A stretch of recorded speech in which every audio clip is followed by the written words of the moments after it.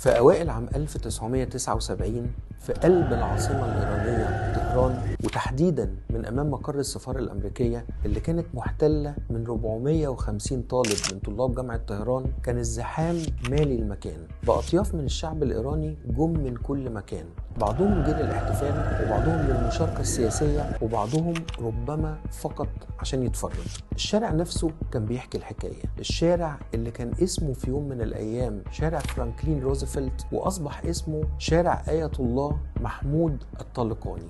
هناك وقف الناس بيسمعوا الخطب والمواعظ اللي كانت بتنقلها مكبرات الصوت من داخل مبنى السفارة، وعلى بعد خطوات في نفس الشارع ناس تانيين بيسمعوا موسيقى عسكرية، وعلى الرصيف شباب بيبيعوا شرايط كاسيت مسجل عليها خطب بصوت الخميني، وفتيات بالشادور الإيراني بيبيعوا كتب دينية وصور للإمام، وعلى مسافة مش بعيدة منهم فتيات تانيين بالبنطلونات الجينز بيبيعوا كتب لماركس ولينين وتروتسكي. كان المشهد كله بيقول شيء واحد، الكل كان بيحتفل بنجاح الثورة وسقوط الشاه، سقوط عرش الطاووس. شام محمد رضا بهلوي. إيران. اختيار حكم آخر شاه لإيران محمد رضا بهلوي. الحكاية بتبدأ سنة 1941 لما تم إجبار شاه إيران رضا مزرخان اللي كان أطلق على نفسه اسم رضا بهلوي على التنازل عن العرش بعد ما اجتاحت القوات الروسية والبريطانية إيران بسبب صلات الشاه الواضحة مع الألمان أثناء الحرب العالمية الثانية، وأرغموه على التنازل عن العرش لابنه محمد رضا اللي كان عمره في الوقت ده 21 سنة. الشاه رضا بهلوي كان راجل عسكري ديكتاتور متجبر شديد القسوة، وكان من أصل ريفي وكان أمي تماما، لكنه علم نفسه القراية والكتابة في مرحلة لاحقة بعد ما أصبح ضابط قبل ما يستولى على فرقته ثم على طهران ثم على إيران بالكامل، ونصب نفسه شاه سنة 1925 وغير اسم الدولة من فارس إلى إيران. وكلمة إيران معناها أرض الآريين أو بلاد الآريين، يعني الجنس الآري، وكلمة بهلوي كلمة بتشير إلى اللغة اللي كانت سائدة في إيران قبل الإسلام. في تاريخ تنازله عن العرش سنة 1941 كان رضا بهلوي بيمتلك 2000 قرية، وكان 250,000 إنسان من أبناء الشعب الإيراني بيشتغلوا بشكل مباشر أجراء في الأرض اللي كان بيمتلكها. الأمير الشاه محمد رضا اللي قالت إليه مقاليد الأمور كانت شخصيته مركبة جدا، فيها جوانب إنسانية مرتبطة بالطريقة اللي اتربى بيها وبعلاقته بأبوه، وجوانب تانية سياسية بتتعلق بظروف إيران نفسها في فترات مختلفة خلال الفترة اللي تولى فيها مقاليد الحكم. وبتحكي المصادر إن كان ليه أخت توأم اسمها الأميرة أشرف. الأميرة أشرف كانت من صغرها صاحبة شخصية قوية، وكان أبوها الشاه رضا خان معجب بشخصيتها الجادة الصلبة، وكان بيشوف انها بتشبه شخصيته الى حد كبير، وكان بيقول ان الطبيعة لابد قد خالطت الامور في رحم زوجته، لانه كان يجب ان تكون اشرف هي الولد وليس محمد. لكن الشواهد او الاستنتاجات بتقول ان الامير الشاب لم يكن مؤهل لقيادة بلد في حجم وتاريخ ايران، واللي بيدلل على ده انه قبل توليه العرش بسنتين ولما بلغ 19 سنة وفي ظروف ملتبسة في نهاية الثلاثينات من القرن العشرين وتحديدا سنة 1939 تم ترتيب زواجه من الأميرة فوزية أخت الملك فاروق ملك مصر. وطبعا كان في فارق كبير بين عراقة أسرة محمد علي اللي بتحكم مصر من بداية القرن ال19 وأسرة بهلوي الحديثة على الملك في إيران. وفي أول مرة قابلت فيها الأميرة فوزية خطيبها الجديد حست بصدمة. قبلها كانت شافت صور ليه، لكن لما شافته على الحقيقة حست إنه شاب تعيس وبائس وشديد الخجل ومعدوم الثقة بالنفس. لكن الملك فاروق أخوها كان شايف إن الزواج ضروري، وإن ملك إيران المقبل يجب أن يكون نصف مصري لتوسيع نفوذ أسرة محمد علي في المنطقة. ووافقت فوزية على مضض من أجل مصالح الدولة المصرية، لكن أمها الملكة نازلي كان ليها رد فعل مختلف ومباشر لما قالت فيما معناه أوكي يتم الزواج، لكن عليكم إحضار أحد كي يعلم هذا الشاب قواعد الإتيكيت لأنه لا يعرف آداب المائدة. وفي سنة 1941 تولى الشهبور أو ولي العهد عرش إيران في لحظة فارقة. بيحكي هو نفسه عن اللحظة دي لما بيقول إنها كانت أول مرة في حياته يشوف فيها أبوه الراجل المتجبر العنيد بيتصرف كأب وليس كملك أو قائد عام للقوات المسلحة. لما كانت الدموع في عينيه وهو بيسأله هل تستطيع الاحتفاظ بالعرش؟ بيقول محمد رضا لم أمتلك إلا أن أومئ له برأسي في علامة على الإيجاب. وبعدها خرج الأب من الغرفة إلى المنفى في جنوب أفريقيا ومات هناك. لكن الحقيقة إن جواز محمد رضا بهلوي من الأميرة فوزية لم يدوم، وبسبب اختلاط أمور الدولة بالأمور الشخصية حصلت أحداث أثرت على العلاقات بين مصر وإيران. منها حادثة طريفة بتحكي المصادر إن الشاه الأب لما ذهب للمنفى كان اختار من خزانة الإمبراطورية الإيرانية سيف قديم مرصع بالأحجار الكريمة أخده معاه، ولما مات زوجته تاج الملوك اللي كانت معاه في المنفى حطت السيف ده في التابوت وطلبت نقل الجثمان عشان يدفن في إيران. لكن السلطات الروسية والبريطانية اللي كانوا بيحتلوا شمال وجنوب إيران في الوقت ده في النص الأول من الأربعينات رفضوا الطلب، وتم إرسال التابوت لمصر وتم وضعه بشكل مؤقت في مسجد الرفاعي في القاهرة. ومن المفارقات إن المسجد ده هو نفس المسجد اللي هيدفن فيه ابنه بعد حوالي 40 سنة. وبعد انتهاء الحرب العالمية الثانية أصبح من الممكن نقل التابوت لإيران ودفن الشاه هناك، وبالفعل أرسل التابوت لإيران.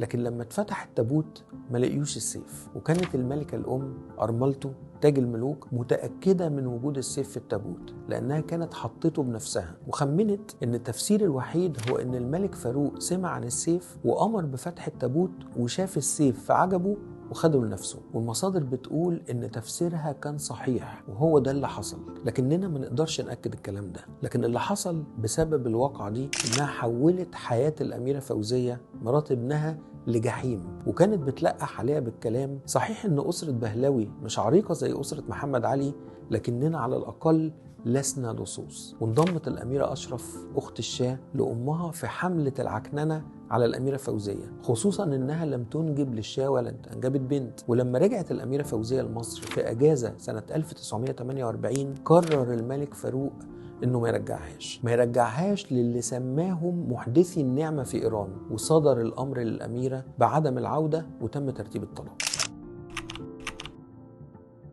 ودي كلها جوانب شخصية، لكن الجوانب السياسية كانت بتبين إن طول الفترة دي ومن بعد انتهاء الحرب العالمية الثانية كان النفوذ الأمريكي بيزداد داخل إيران من خلال السفارة الأمريكية ووكالة المخابرات المركزية CIA، من خلال تقديم أوجه دعم واستشارات في مجالات متعددة عسكرية واستخباراتية ومدنية. وكانت الاكتشافات البترولية بتزيد في إيران، والحكومة الأمريكية طبعا بتسعى للحصول على امتيازات التنقيب. وكانت سيطرة الشاه على إيران ضعيفة بسبب الكساد الاقتصادي الداخلي وانعدام التنظيم والفوضى وضعف الكفاءات الحكومية والدور النشط للمجلس النيابي أو البرلمان والنشاط المتزايد في الشارع لحزب تودة الشيوعي. وتم تغيير أكتر من حكومة، وكان بيتزعم المعارضة داخل البرلمان الدكتور محمد مصدق اللي على اسمه اتسمى الشارع الشهير في منطقة الدقي في القاهرة. مصدق كان بيمثل الاتجاه الحماسي الديني والقومي في إيران،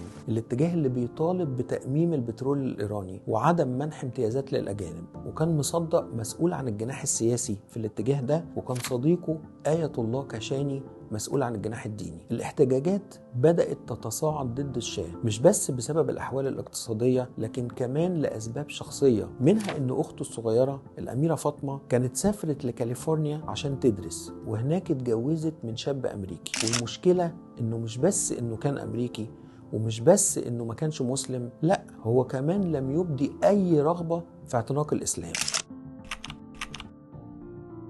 وفي 20 فبراير 1951 تم اغتيال رئيس الوزراء رازي مرا، إذا كنت منطق اسمه صح، اللي كان عينه الشاه. واحتفت الصحف بعملية الاغتيال، ونشرت صحيفة أصناف رسم كاريكاتوري لإيد ملاك ممتدة من بين السحب وماسكة مسدس بيتصاعد منه دخان بعدما قتل رئيس الوزراء.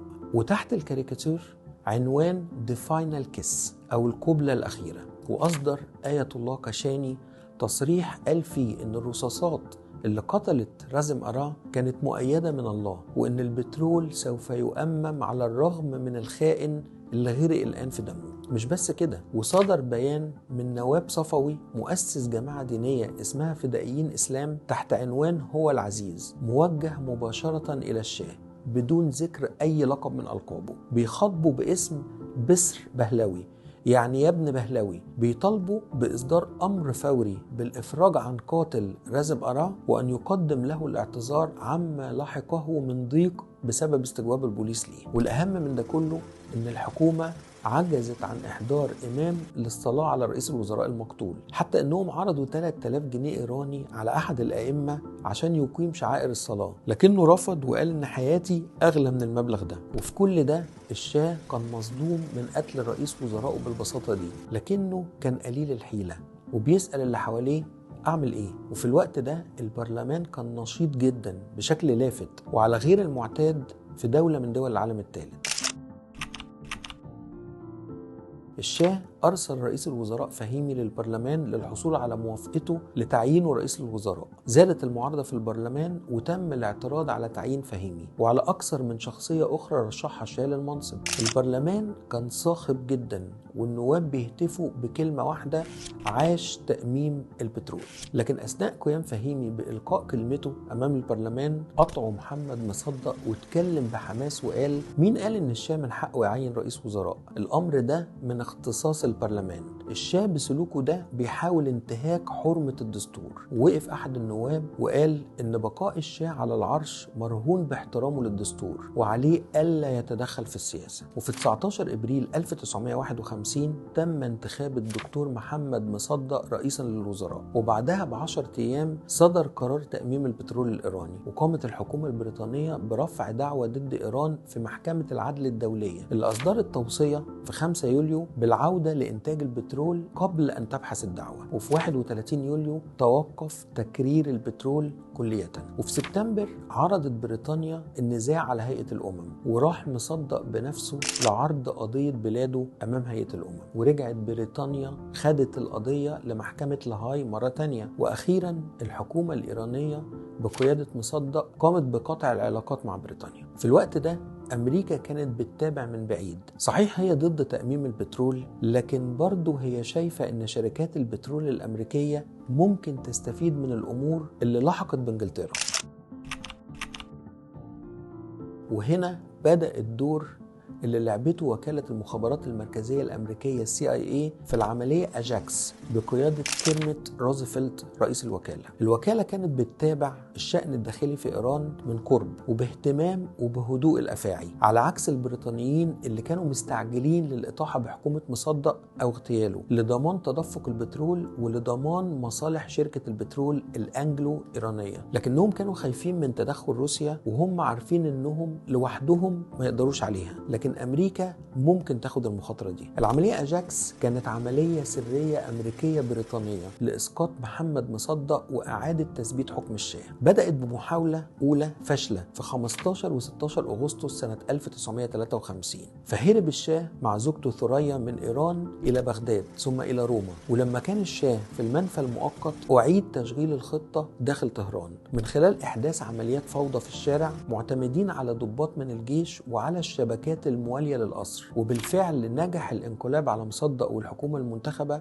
في 19 أغسطس، وعاد الشاه بعد أيام إلى إيران لا كملك نجا فقط بل كحاكم أعيد إلى عرشه على ظهر الانقلاب. وسقطت حكومة مصدق وتم تعيين الجنرال زاهدي رئيسا للوزراء، وبكده رجع الشاه إلى عرشه، لكن مش لأنه كان أقوى، لكن لأن غيره قرروا أنه ما زال مفيد. وسقط مصدق مش لأنه كان أضعف، لكن لأن لعبة الأمم كانت أكبر من مجرد رجل، وأكبر من مجرد برلمان، وأكبر من أحلام شعب أراد أن يمتلك نفطه وقراره. وفي الظاهر بدأ أن المسألة انتهت، شاه رجع ورئيس وزراء سقط والبلد رجعت لبيت الطاعة. لكن الحقيقة أن إيران من يومها لم تهدأ، لأنها لم تنسى، والشعوب قد تصبر طويلا وقد تؤجل ثورتها، لكنها نادرا ما تغفل إهانتها. ومن هنا بدأ عداء الشعب الإيراني لأمريكا. المرة الجاية هنشوف إزاي رجع الشاه بطل في نظر نفسه، ثم انتهى بعد سنوات هارب من البلد كلها. وهنا أسدل الستار على فصل بدا فيه إن الشاه قد نجا، وإن مصدق قد انتهى، وإن اللعبة حسمت. لكن التاريخ لا يعرف النهايات السهلة. المرة اللي جاية هنكمل كلامنا عن الفترة من عودة الشاه بعد الانقلاب وسيطرته على الحكم لحد قيام الثورة الإيرانية سنة 1979 وإقامة نظام الولي الفقيه على إيد آيات الله اللي بيحكموا إيران لحد النهاردة. سلام يا بهججة.